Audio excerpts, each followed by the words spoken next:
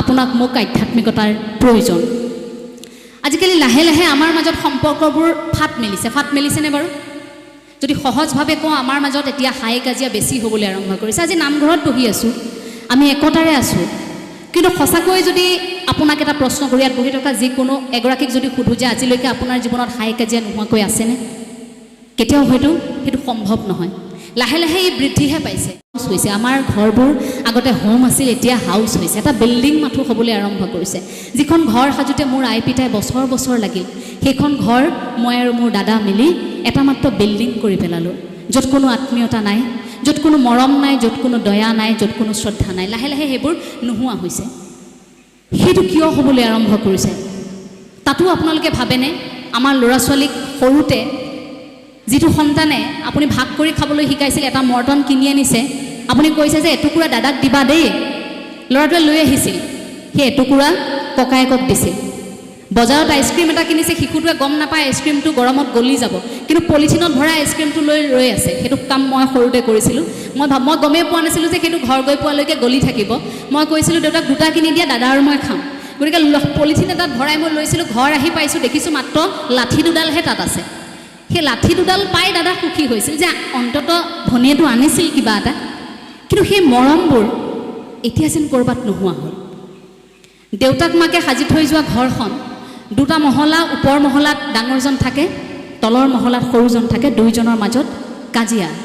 ইজনে কিবা এটা ক'লে সিজনে সহ্য কৰিব নোৱাৰে, সিজনে কিবা এটা ক'লে সিজনে সহ্য কৰিব নোৱাৰে। আমাৰ সহনশীল সহ্যৰ গুণবোৰ ক'ৰবাত নোহোৱা হৈ গ'ল, আধ্যাত্মিকতা নোহোৱা হৈ গ'ল। ক'ৰবাত ঈশ্বৰমুখী চিন্তাধাৰাবোৰ নথকাৰ বাবে, আমাৰ সহ্যগুণ নোহোৱাৰ বাবে আমি সহজে ইজনে সিজনক স্বীকাৰ কৰিব নোৱাৰা হৈ থাকিলোঁ। তেওঁৰ কথাবোৰ মানি ল'বলৈ টান পোৱা হৈ গ'লোঁ। কেতিয়াৰ পৰা হ'ল? যেতিয়াৰ পৰা বিবাহ পাশত আবদ্ধ হ'ল, তেতিয়াৰ পৰা লাহে লাহে পৰিয়ালৰ সদস্য বাঢ়িল, ল'ৰা ছোৱালী হ'ল, তাৰপাছত ফাট মেলিল। এহাল ককাই ভাইৰ কথা মই ক'ব বিচাৰিছোঁ। এতিয়া দুয়োজনৰ মাজত খুব কাজিয়া, একেখন ঘৰতে থাকে, দুয়োজনৰ মাজত ইমান কাজিয়া, ইজনে সিজনক চাব নোৱাৰে, সিজনে সিজনক চাব নোৱাৰে, খুব কাজিয়া, শুনিব নোৱাৰে ইজনে সিজনৰ কথা। ইজনে ভাবে দাদাই মোক বেয়া পায়, দাদাকে ভাবে যে ভাইটিয়ে মোক বেয়া পায়, ককাইকে ভাবে যে ভাইটিয়ে মোক বেয়া পায়। দুয়োজনৰ মাজত সম্পৰ্কৰ ফাট। কিন্তু হঠাৎ এদিন অনুষ্ঠান এটা পাতিবলৈ চান্দা বিচাৰি কেইজনমান ব্যক্তি তালৈ গ'ল। এতিয়া চান্দা বিচাৰি যোৱা ব্যক্তি কেইগৰাকী তলৰ মহলাত থকা ভাইটিৰ ঘৰত সোমাইছেহে। সোমাই তাত চান্দা ল'লে। লোৱাৰ পাছত ওপৰৰ পৰা ককাইকে সেই দৃশ্যটো দেখি আছে। তেওঁলোকে চান্দাটো সেইখন ঘৰৰ পৰা লোৱাৰ পাছত এতিয়া ওপৰ মহলালৈ যাবলৈ আৰম্ভ কৰিছিলহে। তেতিয়া তলৰ মহলাত ভায়েকে কৈছে, কিয়? মই দিলোঁ নহয়, আমি একেখন ঘৰৰে, দাদাই আকৌ কিয় বেলেগ কৰি দিব? এয়া দাদাৰ মোৰ ফালৰ পৰাই দিছোঁ। সেই কথাষাৰ ওপৰ মহলাত থকা ককাইকে শুনি আছে। সেইখিনি সময়ত শুনি ককাইক আচৰিত, আৰে ইমান দিন যিখন ঘৰত আছোঁ সেইখন ঘৰৰ তলৰ মহলাত মই ভাবি আছিলোঁ মোৰ ভাইটিয়ে মোক বেয়া পায়, আমাৰ মাজত সম্পৰ্কত ফাট মেলিবলৈ আৰম্ভ কৰিছে। আজিচোন ভাইটিয়ে বৰ ডাঙৰ কথা এটা কৈ দিলে। পইচাটো অৰ্থাৎ এই 100-200 টকাৰ চান্দাৰ কথা নহয়, কিন্তু সেই মুহূৰ্তত যে ভায়েকে ক'লে যে আমিতো একেখন ঘৰ এবাৰ দিলোঁ নহয়, হৈ গ'ল, সেই কথাষাৰে ক'ৰবাত ককায়েকক আৱেগিক কৰি তুলিলে। তাৰপাছত ককায়েকেও নিজৰ সন্তানক শিকোৱা হ'ল যে তোমালোকে বেছিকৈ উৎপাত নকৰিবা, তলত তোমাৰ খুৰাই আমনি পাব। তোমালোকে হুলস্থুল নকৰিবা, আমনি পাব। ওলাই যাওঁতে খুৰা খুৰীক মাত লগাই যাবা। তলতো কোৱা হৈ গ'ল নিজৰ সন্তানক যে ক'ৰবালৈ যাওঁতে বৰমা বৰদেউতাক এবাৰ সেৱা কৰি যাবা। লাহে লাহে সম্পৰ্কটো গাঢ় হ'ল। তেনেকুৱা সুযোগ সুবিধা আপুনি মই চাগে বহু পাইছোঁ নহয় জীৱনত। মই মাত্ৰ এইটো এটা উদাহৰণ দাঙি ধৰিলোঁ, আমাৰ সমাজত তেনে বহু আছে। সেই সম্পৰ্কবোৰ সেইবোৰ আমি কেনেকৈ এতিয়া মজবুত কৰিব পাৰিম? আমি সদায় নয়াৰ্থক কথাবোৰ পাতি থাকোঁ, আমি কৈ থাকোঁ এইখিনি কাজিয়া হৈছে, কিন্তু কিয় হৈছে? আমাৰ সমস্যা আহিছে, উশৃংখল হৈছে, দ্বন্দ্ব হাই কাজিয়াই আমাৰ মাজত বিভেদ আনিছে, কিয় হৈছে? তাক শেষ কৰিব পৰা কিবা উপায় আছে নেকি? উপায় সেই নেদেখাজনেহে দিব পাৰিব, ভগৱন্তইহে দিব পাৰিব। কেনেকৈ দিব পাৰিব? আধ্যাত্মিক উপলব্ধিয়ে দিব পাৰিব। সেইখিনি মুহূৰ্তত যদি সেই ককাইকে উপলব্ধি নকৰিলেহেঁতেন কথাষাৰ, তেনেকুৱা বহু কথায়ো তেওঁ শুধৰণি কৰিব নোৱাৰিলেহেঁতেন। এনেকুৱা 10 দিন নালাগে, এমাহ নালাগে, বছৰজোৰা ভাগৱত শুনি থাকিলেও যি মানুহে ভাবে যে মই আৰু এওঁলোকৰ কথা নুশুনো, মই নামানো, তেওঁক কোনোবাই শুনোৱাব পাৰিব নেকি? তেখেতক কোনোবাই বুজাব পাৰিব নেকি? হয়তো কেতিয়াও বুজাব নোৱাৰিব। চক্ৰেটিছক আক্ৰমণ কৰিছিল এগৰাকী ব্যক্তিয়ে। চক্ৰেটিছৰ সেই যুক্তিবোৰ মানি ল'ব বিচৰা নাছিল মানুহজনে মানি ল'ব নোৱাৰি চক্ৰেটিছক ইমান মাৰিলে, মাৰি মাৰি লেবেজান কৰি দিলে। লেবেজান কৰি দিয়াৰ পিছতো চক্ৰেটিছে ওলোটাই তেওঁক এষাৰ বাক্যও কোৱা নাই। তাৰপিছত কাষতে থকা আন এগৰাকী তেতিয়া কৈছে যে আপুনি ইমান আপোনাৰ যুক্তি যিখিনি সত্য তথ্যভিত্তিক আপোনাৰ বিশ্লেষণ তাক মানি ল'ব পৰা নাই, সত্যক স্বীকাৰ কৰিব পৰা নাই, মানুহজনে আপোনাক ইমান মাৰিলে অথচ আপুনি এটা শব্দও নক'লে কিয়? তেতিয়া চক্ৰেটিছে কৈছে যে গাধই এখন আইন বনাই লৈ মোক প্ৰহাৰ কৰিছে, সেই বুলি মই গাধৰ আইনখন হাত পাতি ল'ম নেকি? সেই বুলি মই গাধৰ আইনখন মই তুলি ল'ম নেকি হাতত? সেইজনে সেই কামটো কৰিছে, সেই বুলি ময়ো কৰিম নেকি? হয়তো তেনেকৈ আপুনি মই নাভাবাৰ বাবে সেই যিখিনি মুহূৰ্তত চক্ৰেটিছে হয়তো সহ্য কৰিছিল, সেইখিনি সময়ত অৱশ্যে পৰিৱেশ পৰিস্থিতি এতিয়া সলনি হ'ল, তথাপিও সেইখিনি মুহূৰ্তত আপুনি ময়ো যদি অকণমান সহ্য কৰোঁ যে তেওঁ কৰা আচৰণটো কিবা এটা দোষত পৰি সেই আচৰণটো কৰিছে, অন্ততঃ তেওঁৰ অন্তৰাত্মাই এইখিনি কৰা নাই। কথাও যদি কৈছে, তেওঁ যিটো শব্দ প্ৰয়োগ কৰিছে সেইটো এটা শৰীৰ তেওঁৰ শব্দ প্ৰয়োগ কৰিছে, তেওঁৰ মুখখনে সেই শব্দকেইটা কৈছে, সেইটো ভুল হৈ যাব পাৰে। গতিকে মই ক্ষমা কৰি দিব পাৰোঁ নেকি ক'ৰবাত? তেওঁ মোক প্ৰহাৰ কৰিছে, মোৰ হাত এখনে প্ৰহাৰ কৰিছে, মই ক'ৰবাত অকণমান তেওঁক ভাবিব পাৰোঁ নেকি এনেকৈ যে তেওঁ ক'ৰবাত মোৰ সৈতে ভুল বুজাবুজি হৈছে, ক'ৰবাত অন্তৰাত্মাইতো সেই কথাখিনি হয়তো কোৱা নাই, হয়তো ক'ৰবাত তেওঁ আঘাত পাই এইখিনি কাম কৰিলে। গতিকে মই আকৌ এবাৰ মাৰি কিয় শত্ৰুতা বঢ়াই লওঁ? মই প্ৰতিশোধ কিয় পূৰাবলৈ যাওঁ? তেওঁতো মোৰ প্ৰতিদ্বন্দ্বী নহয়। এই বুলি যদি আমি প্ৰত্যেকেই অনুভৱ কৰোঁ আধ্যাত্মিকতাৰ মাজেৰে, তেতিয়া হয়তো আপোনাৰ মোৰ মাজত এই বেয়া খবৰবোৰ, আপুনি মই প্ৰত্যেক দিনেই পাই থকা সেই বেয়া খবৰবোৰ অন্ততঃ আপোনাৰ মোৰ পৰা হয়তো আঁতৰি যাব, ক'ব নোৱাৰাকৈ আঁতৰি যাব। এতিয়া গীতাৰ মনোবিজ্ঞানৰ জৰিয়তে আধ্যাত্মিকতা কেনেকৈ শিকিব পাৰি বা আত্মাৰ চেতনাক উপলব্ধি কেনেকৈ শিকিব পাৰি, তাৰ মাত্ৰ 5টা দিশ মই অকণমান খুব চমুকৈ কৈ থৈ যাব বিচাৰিছোঁ। গীতাৰ মনোবিজ্ঞানৰ জৰিয়তে আপুনি মই যদি শিকিবলগীয়া আছে, তাৰ পৰা যিমান শিকিবলগীয়া আছে সেইখিনি মই খুব কম সময়ৰ ভিতৰত কৈ শেষ কৰিব কেতিয়াও নোৱাৰোঁ, কাৰণ ই এটা বিশাল পৰিসৰ যিটো এতিয়া বিভিন্ন দেশে স্বীকাৰ কৰিবলৈ আৰম্ভ কৰিছে। সকলোৱে সেইটো মানি লৈছে যে গীতাৰ মনোবিজ্ঞান আজিৰ তাৰিখত আপোনাৰ মোৰ বাবে কিমান প্ৰযোজ্য। সেই উপদেশবোৰ কেৱল অৰ্জুনক দিয়া উপদেশ নহয়, সেইখিনি ভগৱান শ্ৰীকৃষ্ণই মনুষ্য জাতিক দিয়া উপদেশ আছে। ভগৱান শ্ৰীকৃষ্ণই অৰ্জুনক যেতিয়া অৰ্জুনে কৈছিল যে মই আৰু যুদ্ধ নকৰোঁ, মই সেইখিনি কৰিবই বিচৰা নাই, মই এই কৰ্মটো এতিয়া কৰিব বিচৰা নাই, তেতিয়া ভগৱান শ্ৰীকৃষ্ণই অৰ্জুনক সেইখিনি মুহূৰ্তত দিয়া প্ৰথমটো সাহসেই আছিল, অৰ্জুন তুমি কৰ্মমুখী হ'ব লাগিব, তুমি এতিয়া এই কৰ্মটো কৰিব লাগিব যিটো কৰ্ম তোমাৰ এতিয়া ধৰ্ম। আমি যে কওঁ আমাৰ ল'ৰা ছোৱালী অধাৰ্মিক, ধৰ্ম নাজানে, কিন্তু ছাত্ৰ ছাত্ৰীয়ে এখন হৰিনাম ধৰ্মটো পালন নকৰিল বুলি আপুনি তেওঁক তেনেকৈ ক'ব নেকি? আপুনি বিচৰা ধৰ্মটো পালন নকৰিল বুলি আপুনি তেওঁক তেনেকৈ ক'ব নেকি? নিশ্চয় নকয়। কোনোবাখিনিত ছাত্ৰ বা ছাত্ৰীগৰাকীয়ে যদি অধ্যয়নৰ বা ছাত্ৰৰ ধৰ্ম পালন কৰিছে, তেন্তে সেই ছাত্ৰ বা ছাত্ৰীগৰাকীক আপুনি মই সন্মান কৰা উচিত। পিতৃ মাতৃয়ে যদি পিতৃ মাতৃৰ ধৰ্ম পালন কৰিছে, সন্তানে যদি সন্তানৰ ধৰ্ম পালন কৰিছে, সময় পৰিৱেশ পৰিস্থিতিলৈ যিটো কৰ্ম কৰিব লাগে সেইটো কৰ্ম কৰিছে, আমি সহজ অৰ্থত তাকেই ধৰ্ম বুলি ক'ব লাগিব। সেই ধৰ্মটোকেই পালন কৰিবলৈ ভগৱান শ্ৰীকৃষ্ণই অৰ্জুনক কৈছিল, আৰু সেইটোৱেই প্ৰথমটো আছিল। যেতিয়া মই যুদ্ধ নকৰোঁ বুলি উভতি যাব লৈছিল, সেইখিনি সময়ত কৈছিল তুমি এতিয়া কৰ্ম কৰা। গতিকে সেই গীতাৰ মনোবিজ্ঞানৰ পৰা আমি সেই কথাটো আৰম্ভণিতে শিকিব পাৰোঁ যে তুমি কৰ্মত গুৰুত্ব দিয়া আৰু এটা নিৰ্দিষ্ট সময়ত তুমি এই কৰ্মফলটো তুমি লাভ কৰিবা। দ্বিতীয়তে যে পৃথিৱীত যি হৈ আছে এই সকলোবোৰৰ এটা কাৰণ আছে। আজি মই আপোনালোকৰ সন্মুখত মাইক্ৰফোনটোলৈ দুই এটা কথা কৈছোঁ, ইয়াৰো এটা কাৰণ আছে। আপোনালোকে শুনি আছে, তাৰো এটা কাৰণ আছে। ভাগৱত ব্যাখ্যান অনুষ্ঠান পাতিছে, তাৰো এটা কাৰণ আছে। আমি প্ৰত্যেকে এটা কাৰণ লৈ জীয়াই থাকোঁ। সেই কাৰণটোক উপলব্ধি কৰাৰ প্ৰক্ৰিয়াটো আধ্যাত্মিকতা। এতিয়া কাৰণটো আপুনি মই কেতিয়া বুজিম যে ইয়ালৈ অহাৰ কাৰণটো কি, কথা কোৱাৰ কাৰণটো কি, এই কামটো কৰাৰ কাৰণটো কি, পৃথিৱীত জীয়াই থকাৰ কাৰণটো কি, তেওঁ কথাষাৰ কোৱাৰ আঁৰৰ কাৰণটো কি, সেই কাৰণটো আপুনি মই উপলব্ধি কৰাৰ এটা সময়। কাৰণ এটা নিৰ্দিষ্ট কাৰণৰ বাবেইতো মহাভাৰত হৈছিল, নিৰ্দিষ্ট কাৰণৰ বাবে প্ৰত্যেকগৰাকী আমাৰ বিজ্ঞানীয়ে যেতিয়া এটা নিৰ্দিষ্ট কাৰণৰ সন্মুখীন হৈছিল, এইটো কিয় হৈছিলে প্ৰশ্নটোৰ সন্মুখীন হৈছিল, সেই কাৰণটো বিচাৰিয়ে তেওঁলোকে তত্ত্বসমূহ উলিয়াই দিছিল, তেওঁলোকে ৰচনা কৰিবলৈ আৰম্ভ কৰিছিল। গুৰুজনে হয়তো তেনেকৈ সৃষ্টি আজি আৰম্ভ কৰিছিল, যে কাৰণটো বিচাৰি। বিজ্ঞানীসকলে হয়তো সেইবাবে বিভিন্নখিনি দিশ আৱিষ্কাৰ কৰিছিল, এটাৰ পাছত আন এটা আৱিষ্কাৰ কৰিছিল, কাৰণ তেওঁলোকে কাৰণটো বিচাৰিবলৈ আৰম্ভ কৰিছিল। আৰু পৰিস্থিতিক লৈ সচেতন, যিটো আমাক গীতাৰ মনোবিজ্ঞানে কয়, সেই সচেতনতা কেৱল আধ্যাত্মিকতাইহে আনিব পাৰে। সি আমাৰ মাজত আধ্যাত্মিকতা শিপাব যদিহে আপুনি মই সময় পৰিৱেশ পৰিস্থিতিক লৈ সচেতন। বহু সময়ত আমি এটা দেশ লৈহে মাত্ৰ ঘূৰি ফুৰোঁ, কিন্তু আপুনি মই ভিতৰি ভিতৰি মৰি থাকোঁ। শৰীৰটো লৈ খোজকাঢ়ি গৈ আছোঁ, তাৰ মানে কিন্তু জীয়াই থকা নহয়।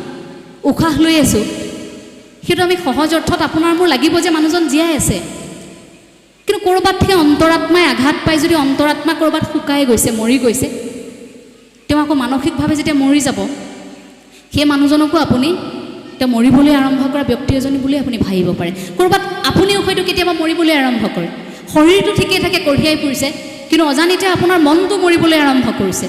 গতিকে সেই মনটো কেতিয়ালৈ সচেতন কৰি ৰাখিম, কেনেকৈ সচেতন কৰি ৰাখিম, তাৰ বাবে আধ্যাত্মিকতা। সেই আধ্যাত্মিকতাত আপুনি মই সময় দিব লাগিব। অন্ততঃ প্ৰত্যেক দিনা আমি যদি 1 মিনিটকৈ মনে মনে থাকোঁ, আমি প্ৰত্যেকে প্ৰতিটো মুহূৰ্ততে কথা কওঁ। মইতো আটাইতকৈ বেছি কথা কওঁ। এতিয়া কথা কোৱাটোৱে মোৰ এটা কাম হৈ পৰিছে, কাৰণ এইটো কথা শিল্প, সেইটোৰ মই সাধনা কৰিছোঁ। এই যে আমি কথা কৈ আছোঁ, আমি কথা কৈ থকাৰ সময়তো আজি দিনটো কথা ক'লোঁ, কোনোবাখিনি মুহূৰ্তত 1 মিনিট হ'লেও দিনটোত আপুনি মনে মনে থাকিবচোন।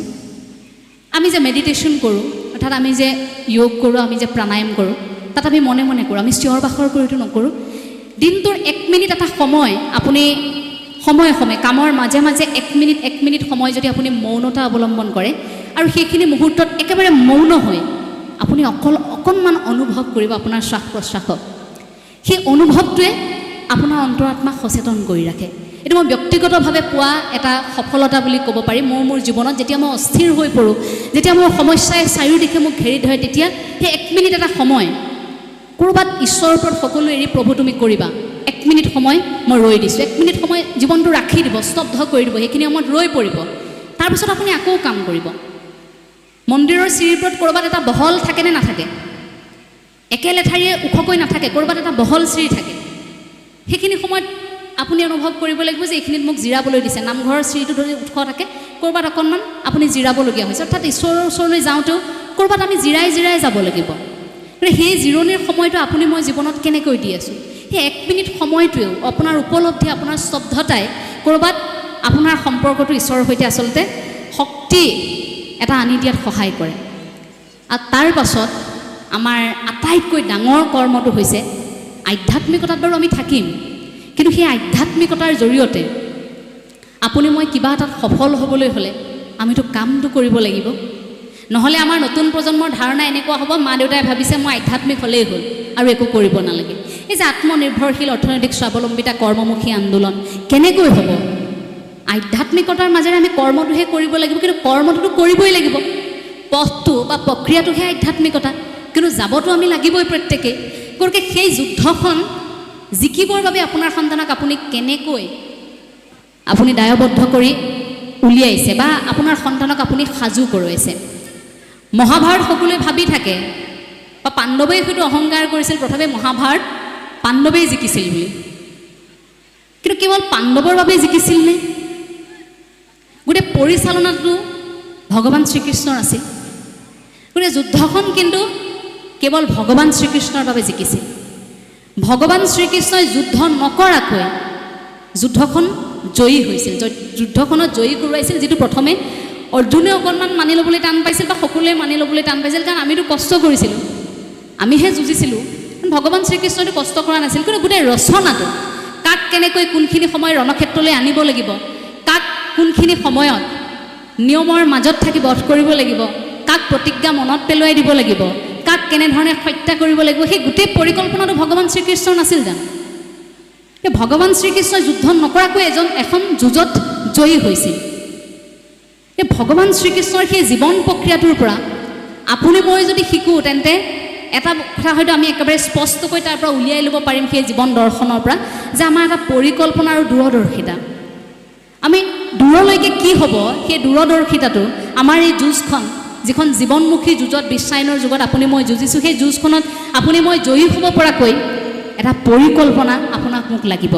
সেই যে শিশুৰ আৰম্ভণিৰ সময়ত কৈছিলোঁ দিশ নিৰ্বাচন, সেইটোও আপোনাৰ পৰিকল্পনাৰ ভিতৰতে আহিব, আপোনাৰ তালিকাৰ ভিতৰতে আহিব। ভগৱান শ্ৰীকৃষ্ণই যেনেকৈ সেই তালিকাখন সাজু কৰি লৈছিল, হয়তো ভগৱান শ্ৰীকৃষ্ণৰ পৰা শিকিবলগীয়া আমাৰ সেইখিনি আছে, যে আমিও হয়তো জীৱনত তেনেকুৱা এখন তালিকা লাগে, যিখন তালিকাত এইটো স্পষ্টকৈ লিখা থাকিব যে যুঁজখন মই নহয় মোৰ সন্তানেও যুঁজিব লাগিব, গতিকে যুঁজখনত মই যোৱাৰ সমান্তৰালকৈ মোৰ সন্তানেও যুঁজক, কেনেকৈ যুঁজিব লাগিব অন্তত সেইখিনি কথা অনুভৱ কৰক। মই কোৱাটোৱে কেৱল শুদ্ধ মানে এইটো নহয় যে সন্মুখত থকা মানুহগৰাকী ভুল। বহু সময়ত আমি সেইটো উপলব্ধি নকৰোঁ, কাৰণ আমাৰ আধ্যাত্মিকতা নাই। আমি ভাবিয়ে লৈছোঁ যে মোৰটোৱে কেৱল শুদ্ধ। এইখিনি মুহূৰ্তত হয়তো আমি যিখিনি চিন্তাধাৰাৰে কথাখিনি কৈছোঁ, ইয়াত বহি থকা বয়োজ্যেষ্ঠৰ সৈতে আমাৰ মত নিমিলিব পাৰে, কিন্তু তাৰ মানে এইটো নহয় যে তেখেতসকলৰ সেই চিন্তাধাৰাটো ক'ৰবাত ভুল বুলি মই প্ৰমাণিত কৰি থৈ যাম। সন্মুখত থকা মানুহগৰাকীৰ সেই কথাখিনিকো আমি সত্য বুলি মানি ল'ব লাগিব। মানি ল'ব পাৰিম কেনেকৈ? যদিহে আধ্যাত্মিকতা আমাৰ মাজত থাকে। আমাৰ সন্তানে মানি ল'ব কেনেকৈ আনক? যেতিয়া আধ্যাত্মিকতা থাকিব, তেতিয়াহে সেই সত্যটোক স্বীকাৰ কৰিব পাৰিব। সত্যটোক স্বীকাৰ কৰিলেহে জীৱনৰ এটা উপলব্ধি থাকে। এতিয়া ঈশ্বৰৰ ওপৰত সেই সত্যটোক স্বীকাৰ কৰি এটা ভৰসাও কিন্তু ৰাখিব লাগিব। ঈশ্বৰৰ ওপৰত কিমান ভৰসা থাকিলে এনেধৰণৰ ঘটনা সংঘটিত হ'ব পাৰে, মই এটা আৰু কাহিনী ক'ব বিচাৰিছোঁ। এজন ব্যৱসায়ী ফল মূলৰ, মাতৃ ৰোগীয়া, তেওঁ ফল মূলৰ বেপাৰ কৰে। তেওঁ ভাবি থাকে মোৰ মাটো ৰোগীয়া, কিন্তু মই কেনেকৈ সেই দোকানখন দি একেলগে মই দিনটো মাক চোৱা চিতা কৰিম। মন্দিৰৰ সন্মুখতে তেওঁৰ দোকানখন। মাকে তেওঁক ক'লে যে তুমিতো ঈশ্বৰ খুব বিশ্বাস কৰা, একো নহয় দিয়া, তোমাক মই এটা বুদ্ধি দিওঁ, তুমি সেই বুদ্ধিটোৰ মতে দোকানখন চলোৱাচোন। মানুহজনক তেওঁ মাতৃয়ে ক'লে ল'ৰাজনক যে তুমি কাইলৈ এখন তাতে ফলক আঁৰি দিয়া, ফলকখনত লিখি দিয়া যে মোৰ মা যথেষ্ট অসুস্থ, গতিকে মই সময়ে সময়ে মাক চাবৰ বাবে দোকানখনৰ পৰা ঘৰলৈ যাবলগীয়া হয়। আপোনাক যদি ফলৰ প্ৰয়োজন হয় তেন্তে আপুনি ইয়াৰ পৰা ফলখিনি নিব পাৰিব, ইয়াত দামটো লিখা আছে, আপুনি টকাটো ইয়াতে থৈ যাব, সেই বুলি এটা মোনা তাত আঁৰি থৈ গৈছে। সেই দিশে গৈ থকা এগৰাকী বাটৰুৱাই দেখিল দোকানখন। তাৰপিছত ইফালে সিফালে চাইছে, দোকানেই নাই। মই ফলটো ক'ৰ পৰা কেনেকৈ কিনিম এতিয়া? তাৰপাছত সেই কাগজখন চকুত পৰিল, তাত লিখা আছে যে মোৰ মাৰ অসুখৰ বাবে মই দোকানখনত থাকিব নোৱাৰোঁ, মাজে মাজে মই আহি থাকোঁ, আপোনাক যি লাগে আপুনি লৈ যাওক, আৰু যদিহে আপোনাৰ কিনিব পৰা ক্ষমতা নাই তেন্তে আপুনি এনেই নিয়ক। যদিহে আপুনি টকা পইচা থকা মানুহ, যদি ভাবিছে আপুনি ক্ৰয় কৰিব পাৰে, তেন্তে আপুনি যিমান মূল্য হয় সেইটো দি তাৰ পৰা আপুনি লৈ যাওক, আৰু এনেই নিওঁ বুলি ভাবিলেও যদি আপোনাৰ নাই তেতিয়া নিলেও মোৰ আপত্তি নাই, মই মোৰ মাৰ চিকিৎসাৰ বাবেহে এনে কৰিবলগীয়া হৈছে। গতিকে সেই বুলি কোৱাৰ লগে লগে মানুহজনটো খুব আচৰিত হ'ল, জানিবলৈ মন গ'ল যে কেনেকুৱা কথা। আজিৰ সময়ত এখন দোকান য'ত দোকানেই নাই, আপুনি কল্পনা কৰকচোন, যি সময়ত আমাৰ দোকানসমূহতো এতিয়া CCTV থাকে, হয়নে? তেনেকুৱা সময়ত ভাবক যে এখন দোকানেই নাই, তাত বিক্ৰেতাই নাই, বিক্ৰেতা নথকাকৈ এখন ফল মূলৰ দোকান কেৱল ঈশ্বৰৰ ভৰসাত দোকানখন তাতে এৰি থৈছে। তাৰপিছত তেওঁৰ মনত খুব এটা উৎসুকতা যে কোন হ'ব পাৰে এই ব্যক্তিগৰাকী। তাৰপিছত ফল কিনি দেখিছে মোনাখনত ভৰাবলৈ লওঁতে মোনাখনত টকা সোমাই আছে। তেওঁ 500 টকা এটা দিছিল, তেওঁ ফল কিনিছিল 200 টকাৰ, 300 টকা এটা তাৰ পৰা তেওঁ উলিয়াই লৈছে। তেওঁ আচৰিত হৈছে, তে আজিৰ যুগতো এনেকুৱা মানুহ আছেনে নিজে নিজে ফল কিনি নিজে পইচা তাত ভৰাই থৈ গৈছে? আচৰিত হৈছে, মানুহজনৰ বিষয়ে জানিবলৈ মন গৈছে। তাৰপাছত তেওঁ ঘৰলৈ গ'ল। তাৰপাছত কিন্তু তেওঁৰ মনটো শান্তি লগা নাই। মানুহগৰাকীয়ে ভাবিলে যে নাই, মই কোন মানুহনো এইজন এনেকুৱা কাম কৰিছে, মই ইয়াৰ কাৰণটো জানিব বিচৰাটো মোৰ ভাল হ'ব। সেই বুলি তেওঁ ৰৈ আছিল সেইদিনা দোকানখনৰ কাষত, আৰু গধূলি হোৱাৰ লগে লগে সেই মানুহজনে, ল'ৰাজনে দোকানখন ঘৰলৈ নিবলৈ আহিছে। ঠেলা এখন, ফল মূলৰ ঠেলাখন ঠেলি ঠেলি নি আছে। পিছফালৰ পৰা তেওঁক দেখি মাত লগালে, সেই শুনকচোন, তেওঁ কৈছে ৰ'বলৈ সময় নাই, ফল ইতিমধ্যে শেষ হৈছে, আপুনি কাইলৈ আহিব। বোলে নহয়, দিনতে ফল কিনি নিলোঁ, মই মাত্ৰ চাবলৈহে ইয়াত ৰৈ আছিলোঁ, এই ঠেলাখন কাৰ হয়? আপুনি ইয়াত কেনেকৈ এই ব্যৱসায়টো এনেকৈ আৰম্ভ কৰাৰ কথা চিন্তা কৰিলে? কিয়? ইমান বিশ্বাস নে আপোনাৰ? বোলে আহক আপুনি মোৰ ঘৰলৈ গ'ল। যেতিয়া দেখিছে ঘৰত অসুখীয়া মাতৃ এফালে পৰি আছে, তাৰ পাছত সেই ব্যক্তিগৰাকীয়ে তেতিয়া তেখেতক কৈছে, এই যে মই বাক্য এটা লিখি দিছোঁ তাত যে মই মাজে মাজে আহি থাকোঁ দোকানখনৰ পৰা, মাজে মাজে মই ঘৰলৈ যাবলগীয়া হয়, মই এনেকৈ এইখিনি কাম কৰি আছোঁ মাক চোৱা চিতা কৰিবলৈ। আচলতে তেওঁ মাজে মাজে নাযায়, সেইখন এনেইহে তাত আঁৰি থৈছে। তেওঁ ৰাতিপুৱাই গৈ ঠেলাখন তাত থৈ আহে, তেওঁ মাজে মাজে তালৈ নাযায়, তেওঁ চোৱাৰো প্ৰয়োজন বোধ নকৰে, তেওঁ মাকৰ শুশ্ৰূষাই কৰি থাকে। তেওঁ বিপাঙত পৰিহে সেই দোকানখন তেনেকৈ দিছিল, আৰু এটা ভৰসা কৰিছিল ঈশ্বৰৰ ওপৰত। মাকে যেনেকৈ শিকাই দিছিল যে ঈশ্বৰে অন্তত তুমি যদি সৎ মনেৰে ঈশ্বৰ কামনা কৰিছা তেন্তে প্ৰভুৱে তোমাক কেতিয়াও নিৰাশ নকৰে, আৰু ভাল মানুহৰ সৈতে তোমাৰ সম্পৰ্ক হ'ব। সেইবাবে বহু লোক তাত আহি কেতিয়াবা ফল কিনে, কোনোৱে 2 টকা বেছিকৈ দি থৈ যায়, কোনোৱে কিন্তু কমকৈ দি থৈ নাযায়। তাত এগৰাকী চিকিৎসকে আহিও তাত তলত নম্বৰটো লিখি থৈ গৈছে যে মই এগৰাকী চিকিৎসক, যদি মাৰ কেতিয়াবা বেছিকৈ অসুখ হয় এই নম্বৰটোত যোগাযোগ কৰিব। এনেকৈ সেই কাগজৰ টুকুৰাটো তাত দি থৈ গৈছিল। আজিৰ সময়ত সেয়া মানুহ, এই যে কথাবোৰ আপুনি মই ঈশ্বৰৰ ওপৰত ইমান বিশ্বাস, মানুহৰ ওপৰত ইমান বিশ্বাস, সেই বিশ্বাসটো আপোনাৰ মোৰ ঠুনুকা হৈছে। এতিয়া আমাৰ ঠুনুকা হৈছে এইবাবে কাৰণ বহু সময়ত আমাৰ বিশ্বাস ভাঙিছে। সেইবাবে আমি এই বিষয়টো একেবাৰে আওকাণ কৰি আমি ধৰ্মৰ গোটেই বিষয়বস্তুক আমি আওকাণ কৰি আধ্যাত্মিকতাৰ বিষয়বস্তুৰ পৰা আমি আঁতৰিবলৈ আৰম্ভ কৰিছোঁ, কাৰণ আমাৰ বিশ্বাস ভাঙিছে।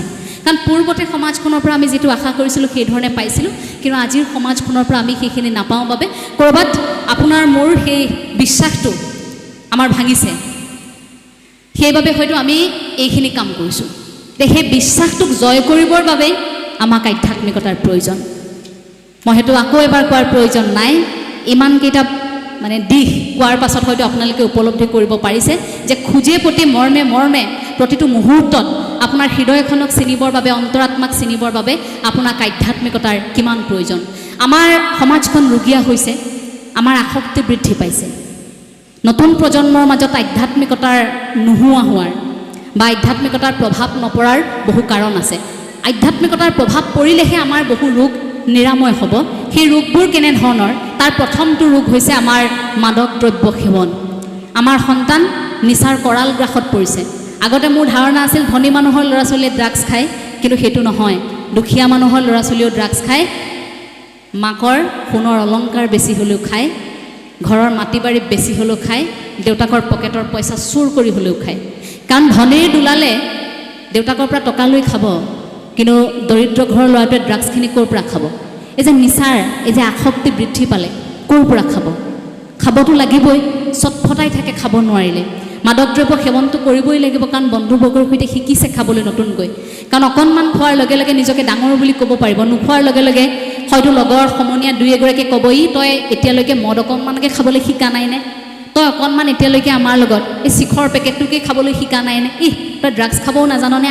আমি একেলগে খাম, কেনেকুৱা ভাল লাগে তই অনুভৱ কৰিবি।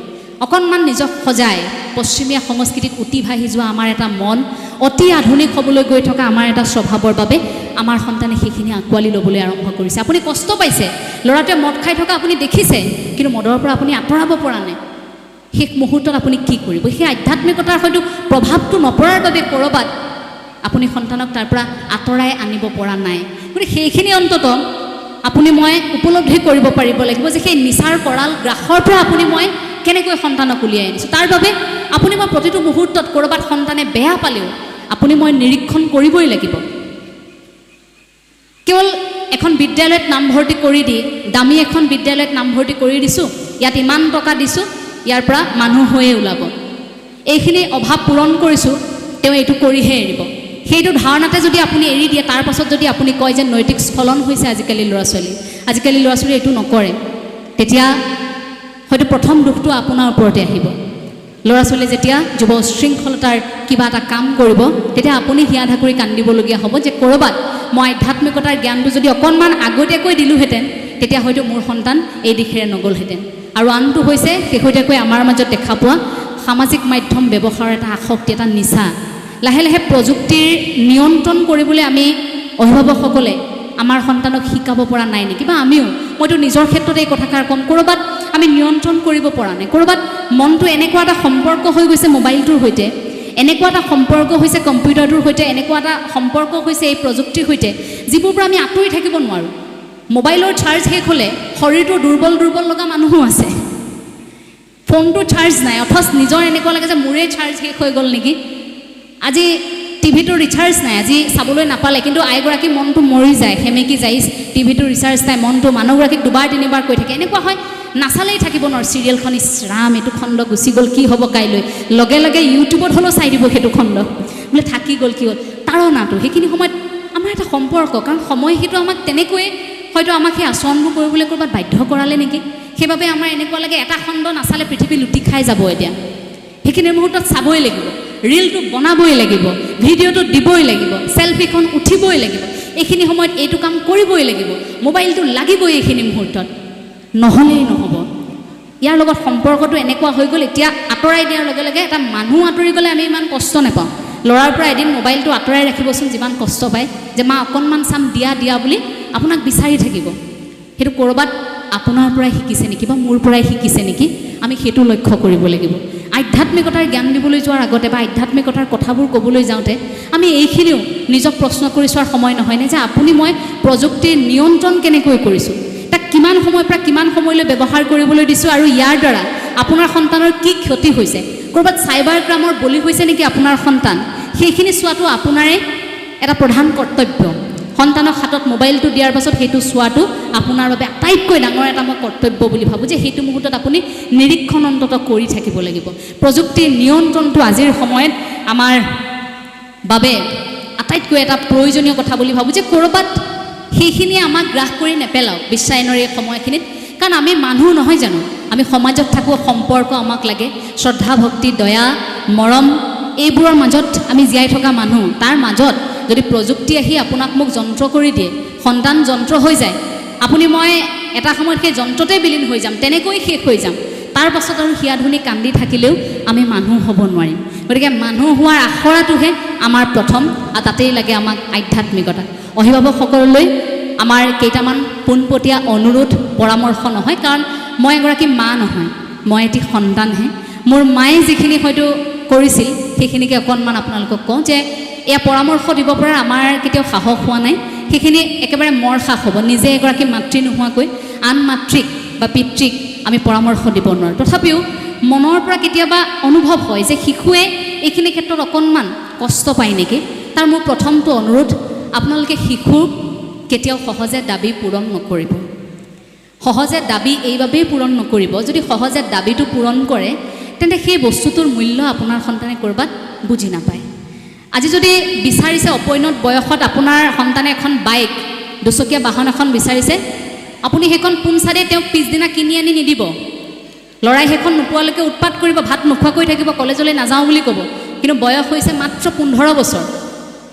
গতিকে সেইখিনি সময়ত ল'ৰাই বিচাৰিল বুলি আপুনি যদি বাইকখন দি দিয়ে, সেই বাইকখন লৈ দ্ৰুত বেগত চলাই তেওঁ নিজেতো স্বৰ্গলৈ যাবই, পিছত বহায়ো এজনক স্বৰ্গলৈ নিব, আৰু ৰাস্তাত খোজকাঢ়ি থকা এজনকো লৈ যাব। তাৰপাছত আপুনি টিভিটো চাই কান্দি থাকিব যে মই বাইকখন কিনি দিয়ে কাল হ'ল। কিনি দিয়াৰ আগতেই আপুনি সেইটো উপলব্ধি কৰক। সেইটো সৰু প্ৰয়োজন হ'ব পাৰে। আজি যদি বিচাৰিছে আজিয়েই দি নিদিব, অকণমান সময় দিয়ক, যাতে এই বস্তুটোৰ মূল্য কেনেকুৱা সেইটো অনুভৱ কৰক। যদি প্ৰত্যেক সন্তানে ভাবে যে মই নিজৰ টকাৰে মই উপাৰ্জন কৰিম, মই সফল হ'ম, তাৰ পাছত মোৰ টকাৰে মই এখন বাহন কিনিম, মোৰ টকাৰে মই এই বস্তুটো ক্ৰয় কৰিম, সেই সন্তানে সেই বাহনখন দেউতাকে কিনি দিয়া বাইকখন যিমান জোৰত চলাব মই লিখি দিব পাৰিম, সেই ল'ৰাজনে নিজে কিনা বাইকখন ইমান জোৰত চলাব নোৱাৰে, বৰ মৰমত চলায়। যিসকল ল'ৰাই খুব ধুনীয়াকৈ নিজৰ বাহন ৰাখে আপুনি গম পাব যে সেইখন নিজৰ টকাৰে কিনা, যে ধূলি একণো পৰিবলৈ নিদিয়ে, তাত মৰমেৰে ৰাখে। কিন্তু আপুনি যেতিয়া দাবী পূৰণ কৰি কৰি দিব, তেতিয়া তেওঁ কি ভাবিব, হোৱাট নেক্সট, ইয়াৰ পিছত মই কি পাম, কি ক'ম, কি বিচাৰিম। আজি বাইকখন বিচাৰিলোঁ দি দিলে, কাইলৈ গাড়ী এখন বিচাৰি দিওঁ নেকি, আজি মোবাইলটো বিচাৰিলোঁ দি দিলে, কাইলৈ মই এইটো বস্তু বিচাৰোঁ, কাইলৈ সোণৰ চেইন এডাল বিচাৰি দিওঁ, দি দিব চাগে মায়ে, নোপোৱাৰ লগে লগে হুলস্থুল কৰিম, মায়ে দি দিব। এই যে দাবী পূৰণৰ কথাটো আপোনাৰ শিশুটিক ক্ৰিয়া কৰে বিষয়টোৱে। গতিকে অকণমান আপোনালোকক অনুৰোধ যে সহজে দাবীটো পূৰণ নকৰিব, কিন্তু সেই দাবীটো পূৰণ নোহোৱালৈকে সি যদি জেদত চটফটাই থাকে সেইটোও কিন্তু আপুনি লক্ষ্য ৰাখিব লাগিব। তাক মৰমেৰে সন্তানটিক সেই কথাখিনি বুজাব লাগিব। আৰু দিনটোৰ অকণমান সময় আপুনি বন্ধুৰ দৰে আপোনাৰ সন্তানৰ সৈতে থাকি আপুনি আধ্যাত্মিকতাৰ কথা ক'ব লাগিব। দিনটোৰ কোনোবা এটা মুহূৰ্তত আপুনি আপোনাৰ সন্তানৰ বাবে সেইখিনি মুহূৰ্তত আপুনি মাও নহয়, আপুনি দেউতাও নহয়, আপুনি ভাবি ল'ব লাগিব যে আপোনাৰ এগৰাকী বন্ধুৰ সৈতে আপুনি আছে। আপুনি বন্ধুৰ দৰে থকাৰ দৰে তেওঁৰ কথাবোৰ বুজিবলৈ চেষ্টা কৰিব লাগিব। ছোৱালীজনী ডাঙৰ হৈ আহিছে, বাৰে প্ৰতি আপোনাৰ কন্যাক আপুনি এইটো কৈ নাথাকিব যে এইটো নকৰিবা, এইফালে নাযাবা, সেইটো নাখাবা, এইটো নিপিন্ধিবা, সেইটো নকৰিবা। এই না না না না শুনি শুনি তেওঁৰ মনত নেতিবাচক কথাবোৰে ক্ৰিয়া কৰিব। মায়ে সকলো কথাতে বেয়াই পায় নেকি? কিন্তু বন্ধু হৈ কোনোবাখিনিত আপুনি যদি সেই কথাবোৰ দিনটোৰ 1 ঘণ্টা সময় আপুনি ভাবি ল'ব যে সন্ধিয়া মই এইখিনি সময় এতিয়া বন্ধুৰ দৰে সিহঁতৰ সৈতে আচৰণ কৰিম। লাহে লাহে যেতিয়া আপুনি বন্ধু হ'ব দেখিব, দৌৰ মাৰি আহি স্কুলৰ পৰা প্ৰথম আপোনাক সাৱটি ধৰিব, মা আজি স্কুলত কি হ'ল জানা, বাক্যটোৰে আপোনাৰ লগত বন্ধুত্ব আৰম্ভ কৰিব। মা আজি চাকৰিত কি হ'ল জানা, গধূলি আপোনালৈ ফোন কৰিব, মা আজি এইটো কাম কেনেকৈ হ'ল জানা। ল'ৰাই বিয়া পতাৰ পিছতো আপোনাক ক'ব মা আজি এওঁ কি কৰিলে জানা। এই সম্পৰ্কবোৰ, এই বন্ধুত্ব আপুনি হোৱাৰ বাবে সৰুৰ পৰা লাহে লাহে লাহে লাহে সেইটো মজবুত হৈ এটা সময়ত আপোনাৰ সন্তানৰ হতাশা নোহোৱা হৈছে, কাৰণ আপুনি আছে নহয় কাষত। সেই বিশ্বাসটো আপোনাৰ সন্তানে কৰিব পাৰিছে। আৰু সকলোৰে সন্মুখত আপোনাৰ সন্তানক কেতিয়াও গালি নাপাৰিব, সেইটো মোৰ একদম অনুৰোধ। মই বহু পিতৃ মাতৃক দেখোঁ সকলোৰে সন্মুখত গালি পাৰে। এতিয়া আমাক যদি কোনোবাই লগ পাইছে কেতিয়াবা শিশু এটিক মাক দেউতাকে কয় যে নমস্কাৰ দিয়া নমস্কাৰ দিয়া, এঞ্জেলা বাক নমস্কাৰ দিয়া, নিদিয়াৰ লগে লগে মাকে তেলেকাকৈ চায়। ল'ৰাই এতিয়া নমস্কাৰ দিব পৰা নাই, ল'ৰা হয়তো সেইখিনিত মন যোৱা নাই। সেইখিনি আপোনাৰ সন্তানে কি ভাবিব, মায়ে প্ৰতিটো মুহূৰ্তত মোক বাধ্য কৰোৱায়। আনৰ আগত যেতিয়া আপুনি ভুকুটো মাৰি দিব, চৰটো মাৰি দিব, আনৰ আগত আপুনি যেতিয়া লাজ দিব, এইবোৰক এনেই শিকাইছোঁ, এনেই পঢ়াইছোঁ, এনেই কিনি দিছোঁ, এই যে আনৰ সন্মুখত লাহে লাহে আপুনি অপমান কৰিবলৈ আৰম্ভ কৰিছে, আপুনি জানেনে আপোনাৰ কণমানি সন্তানটিৰ স্বাভিমানত আঘাত লাগে। এটি শিশুৰ স্বাভিমানত আঘাত লাগাই এই কথাটো আমি প্ৰথমে ভাবিবলৈ আচৰিত লাগে। এটা শিশু এটাৰো স্বাভিমান থাকিব পাৰেনে? আচৰিত লাগে যে এটি কণমানি, আপুনি প্ৰথমে এটা চকলেট তেওঁক দিয়ক, দি আপুনি লৈ আহক, আকৌ দিছে লোৱা লোৱা বুলি কৈ আপুনি আকৌ লৈ আহিছে। তেনেকৈ 2-3 বাৰ কৰাৰ পিছত শিশুটোৱে হাতটো নেমেলা হৈ যায়। সি ভাবে এইবাৰ নিদিবই, কাৰণ 2-3 বাৰ কৰিলেতো। অৰ্থাৎ সেই শিশু কণমানি মনটোত সেই স্বাভিমানত আঘাত লাগিল। সেই অকণমানিটোৰো আত্মসন্মান আছে, সেই অকণমানিটিও ক'ৰবাত আত্মসন্মানত আঘাত লাগিল বাবে আপুনি বাৰে বাৰে চকুৱাই আছে, তেওঁ এটা সময়ত চকলেটটো লোৱা বন্ধ কৰি দিছে, আঁতৰি গুচি যাব আপোনাৰ ওচৰৰ পৰা। গতিকে সেইখিনি মুহূৰ্তটো আপুনি অনুভৱ কৰিব পাৰিব বুলি কৈছে মোৰ সন্তানৰো স্বাভিমান আছে, মোৰ সন্তানৰ আত্ম অভিমান আছে। গতিকে মোৰ সন্তানে যাতে আনৰ সন্মুখত লজ্জা অনুভৱ নকৰে, আপুনি সকলোৰে সন্মুখত প্ৰশংসা কৰিছে আৰু সমালোচনাটো ঘৰৰ ভিতৰত আহি কওক যে আজি শুন তুমি এই কামটো কৰিব নালাগিছিল নহয় জেঠাইৰ আগত, তুমি এইটো নকৰিবা দেই। সেই কথাষাৰ আপুনি যদি মৰমেৰে বুজাইছে, তেন্তে আপোনাৰ সন্তান চাব আন 10জনৰ সন্মুখত আপুনি যি কৰিবলৈ কৈছে খুব ধুনীয়াকৈ কৰিছে, কিন্তু আপুনি দাবী ধমকিৰে ঠেলি হেঁচুকি সেই কামটো কৰাব নোৱাৰিব। আৰু এটা প্ৰসংগ, আত্মনিৰ্ভৰশীল হ'বলৈ শিকোৱা। সন্তানৰ প্ৰত্যেকটো কাম আমি কৰি দিয়াটো একেবাৰে উচিত নহয়, প্ৰত্যেকটো কাম নহয়, আত্মনিৰ্ভৰশীল হ'বলৈ আমি শিকাব লাগিব। একেবাৰে ল'ৰাজন স্কুললৈ ওলাই যোৱাৰ সময়খিনিত নিজক নিজে সাজু কৰাৰ পৰা, স্কুলৰ পৰা উভতি আহি নিজৰ কাপোৰ কানিকেইটা ধুবলৈ থৈ দিয়াৰ পৰা, ভাতকেইটা খাই নিজৰ কামটো অনুভৱ কৰালৈকে যে কোনখিনি সময়ত মই পঢ়িব লাগিব, কোনখিনি সময়ত মই সন্ধিয়া প্ৰাৰ্থনা গাব লাগিব, এইখিনি সময় মোৰ প্ৰাৰ্থনাৰ সময়, সন্তানে উপলব্ধি কৰিব পাৰিব লাগিব। সেই প্ৰত্যেকটো কাম আপুনি শিকাই দিব লাগিব, তাৰ পাছত সন্তানে কৰিব। আত্মনিৰ্ভৰশীল হ'বলৈ নিশিকোৱাকৈ আপুনি মই আমাৰ সন্তানক শেষত ডাঙৰ হোৱাৰ পাছত আপুনি মই কৰ্মমুখী কথাবোৰ কৈ থাকিলে সন্তানে অকণমান কষ্ট পায়। কাৰণ সৰুতে যিজন ল'ৰাক আমি কেতিয়াও, ল'ৰাজনক সাধাৰণতে আমি ভাত ৰান্ধিবলৈ নিশিকাওঁ, নকয় কাৰণ ই ল'ৰা মানুহ যে, কিন্তু ছোৱালীজনী একে বয়সৰ, অথচ ছোৱালীজনীক কি কয়, আইজনী যোৱাচোন তুমি ভাতকেইটা ৰান্ধাই এই কৰিব, এই যাব নহয় আমাৰ এই চাহ অকণমান আপোনালোকলৈ বনাব, ভাতকেইটা তেওঁ ৰান্ধিব, ল'ৰাটোৱে নাজানে। ল'ৰাটোক কয় যে ভণ্টিয়ে বা বাইদেৱে ৰান্ধি দিব দেই, মাক যদি ওলাই যায় বাইদেৱে ৰান্ধি দিব। কিন্তু এইটো কিয় কোৱা নহয় যে বাইদেউৰ সৈতে তুমিও ৰান্ধিবা দেই, তুমি ৰান্ধিবাচোন আজি বাইদেউক ভাতকেইটা তুমি ৰান্ধি দিবা। কিন্তু সদায় বায়েকক দায়িত্বটো দি থৈ যায়, দায়িত্বটো মাকক দি থৈ যায়, দায়িত্বটো ভনীয়েকক দি থৈ যায়। সেই দায়িত্বটো কেৱল নাৰীৰ নেকি? তাৰ পাছত আমাৰ সন্তান যেতিয়া আপুনি যেতিয়া হোষ্টেলত ৰাখে, তেতিয়া সন্তানে নিজে ৰান্ধি যে খাব নাজানিলে, নিশিকিলে যে, সি তাৰ কষ্টটো তেতিয়া পাবলগীয়া হয়। পৰৱৰ্তী সময়তো কৰ্মমুখী আন্দোলন, ব্যৱসায় কৰিবলৈ আগবাঢ়িছে, কি কৰিম কি নকৰিম থতমত খায়। কাৰণ সৰুতে নিজৰ কাপোৰকেইটা জাপি নোপোৱা ল'ৰাজনে ডাঙৰ ডাঙৰ ব্যৱসায় কেনেকৈ চম্ভালিব, সেইখিনিত ক'ৰবাত অকণমান কষ্ট পায়। গতিকে আৰম্ভণিবোৰ এই সৰু সৰু কথাৰ পৰা হয়, একেবাৰে ঘৰখনৰ পৰা সেইখিনি কথা আৰম্ভ হয়। সেইখিনি কথাৰ প্ৰতি আপোনালোকে অকণমান যদি দৃষ্টি ৰাখে, আমি ভাবোঁ যে আপোনালোকে কেতিয়াও কষ্ট পাবলগীয়া নহয়। আৰু শেষত এটা বিশেষ কথা যে বয়স অনুপাতে আচৰণ। আমি ভাবি থাকোঁনে যে ল'ৰাটোৱে এনেকুৱা আচৰণ কৰক, ল'ৰাটোৱে যদি বয়সতকৈ বেছি ডাঙৰ মানুহৰ দৰে আচৰণ কৰিছে, বয়স অনুপাতে আচৰণ কৰা নাই, কিন্তু ল'ৰাটোৰ আচৰণখিনি ডাঙৰ মানুহৰ দৰে, আমি খুব প্ৰশংসা কৰিছোঁ সেই ল'ৰাজনক। বয়স মাত্ৰ 6 বছৰ, কিন্তু আচৰণ কৰিছে প্ৰায় 10 বছৰ 12 বছৰ, বা ডাঙৰ ল'ৰাৰ দৰে আচৰণ কৰে, কথা বতৰা তেনেকৈ কয়। সেইজনক দেখাৰ লগে লগে আপুনি মই কি ভাবিছোঁ, এতিয়া খুব বিস্ময় বালকসকলক দেখি আমিও আমাৰ সন্তানক শিকাবলৈ আৰম্ভ নকৰোঁনে? এইটো প্ৰতিযোগিতাৰ বাবে যে মোৰ ল'ৰাই 4 বছৰ বয়সতে এইখিনি ক'ব পৰা হ'ল, সেইবুলি জোৰ কৰি শিকাইছোঁ ঘৰত। সন্তানে কিন্তু বুজি পোৱা নাই, আমি জোৰ কৰি শিকাইছোঁ। ল'ৰাটোৱে দৌৰ মাৰি গৈ আপোনাৰ ঘৰখনত খেলি থকা মেকুৰী পোৱালিটো নেজডালত ধৰি সিফালে দলিয়াই দিছে, এইফালে বস্তু এটা পেলাইছে, সেইফালে গৰু পোৱালিটোৰ কাষতে ঢপলিয়াই ফুৰিছে, এইফালে চিঞৰিছে, সেইফালে হুলস্থুল কৰিছে, ল'ৰামতীয়া শিশু সুলভ যিটো স্বভাৱ সেইবোৰ কৰিছে। কিন্তু আপুনি কি কৰে? আচাৰিডাল লৈ, এইটোনো ক'ৰ পৰা জন্ম হ'ল, আমাৰ বংশত নাই ইমান উৎপতীয়া ল'ৰা, এইটো ক'ৰ পৰা আহিল বুলি দুই চাট লগাই দিয়েনে বাৰু? হাঁহিছে আইসকলে, এইটো দিয়েই।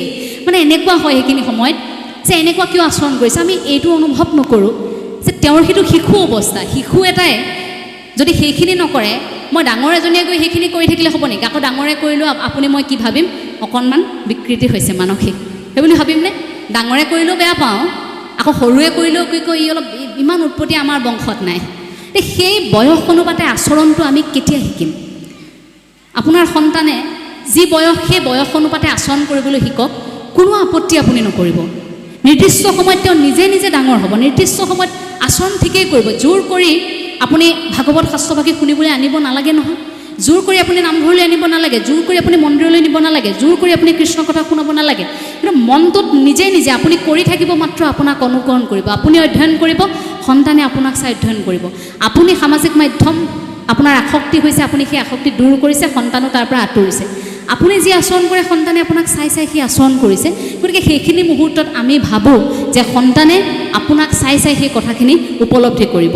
গতিকে বয়স অনুপাতে আচৰণটো আমি হজম কৰিবলৈ শিকিব লাগিব। যদি 10 বছৰ বয়সত আপুনি ভাবে যে 15 বছৰ ল'ৰাটোৰ দৰে আচৰণ কৰক, 15 বছৰ বয়সত কি কৰিব? 15 বছৰ বয়সত 20 বছৰ আচৰণটো কৰিব, 20 বছৰ বয়সত কি কৰিব? 30 বছৰ ব্যক্তিৰ দৰে আচৰণ কৰিব।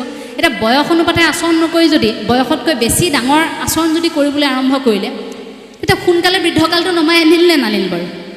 শিশু অৱস্থাটোতো তেওঁ উপভোগ কৰিবলৈ নাপালে, অনুভৱ কৰিবলৈ নাপালে। সেইটো আপোনাৰ মোৰ পৰা ক'ৰবাত শিকা নাই জানো? আপুনি মই সেইবাবে ভাবোঁ যে এই ক্ষেত্ৰত আপুনি মই বয়স অনুপাতে আচৰণটো আমি এইবাবে সহ্য কৰিব লাগিব যে আপুনি মই সেইটো সহ্য কৰাৰ লগে লগে আপোনাৰ সন্তানেও সেইখিনি হজম কৰিব যে মোৰ এইখিনি আচৰণ এইখিনি কৰিছোঁ। তেওঁ কেতিয়াও চাপ বুলি নাভাবে যে এই বয়সত মই এইটো শিকা নাই, এইটো মোৰ চাপ, এইটো ভুল হ'ব নোৱাৰে। কেতিয়াও ভুল হ'ব নোৱাৰে আমাৰ সন্তানে কৰা সেই কামখিনি যে এই বয়সত ভাগৱত শাস্ত্ৰভাগী পাঠ কৰিব পৰা নাই, কিন্তু একে সমান্তৰালকৈ আৰু এজন সন্তানে কৰি আছে, সেই বুলি আপুনি আপোনাৰ সন্তানক গালি পাৰিলে হ'ব নেকি? নহ'ব।